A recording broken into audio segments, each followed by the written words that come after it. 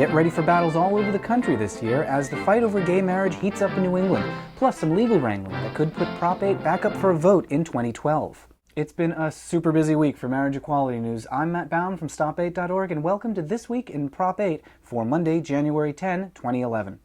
Well, the big news this week was in California, where a piece of the lawsuit against Prop 8 got bumped from one court to another.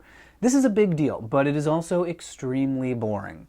Legal eagles will want to follow along, but for the rest of us, it's so technical that all you really need to know is that the Ninth Circuit Court wants the state Supreme Court's opinion on how they should proceed. That means new delays, possibly for months or even longer than a year. So if 2012 rolls around and this case still isn't close to being resolved, we might wind up with Prop 8 back on the ballot. That would be risky and expensive. But the lawsuit's risky too, and public opinion's moved in our favor since 2008. So would a revote on Prop 8 be a good idea or a disaster? It's hard to say for sure. Share your thoughts in the comments and let us know what you think. One of our biggest disadvantages in an election is that the opposition has kept their campaign structure from Prop 8 in place. And that campaign structure dates even further back than Proposition 8. It goes back to a campaign from 2000, which was itself a continuation of a campaign that dates back to the 1980s, when the Mormon Church first started getting involved with fighting marriage equality in Hawaii. So that means that if we take it to the voters in 2012, we'll be at a significant strategic disadvantage.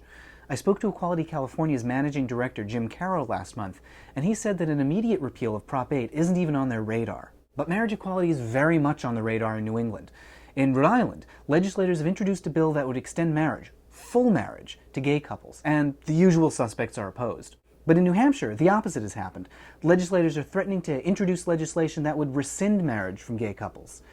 These changes are possible because of the election. Rhode Island gained a new pro-LGBT governor, but New Hampshire got a bunch of anti-gay legislators. It's too early to tell how successful these measures will be, but the loss of marriage equality in New Hampshire would be a very big deal.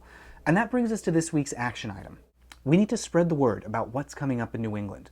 If you know anyone back east, friends, family, coworkers, let them know that these fights are on the horizon. They don't need to do anything right now, but we may need them to contact their legislators or even go testify about why marriage is so important.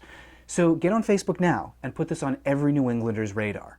Courage Campaign is planning a series of workshops in New Hampshire modeled on their Camp Courage events here in California, so keep an eye out for those soon. In the meantime, thumbs up this video, add it to your faves, and subscribe to the channel in order to help spread the word. And don't forget to hit like over on Facebook at facebook.com/stop8. Just a few clicks is all it takes to help spread the word along. So get to it, and we'll see you next week.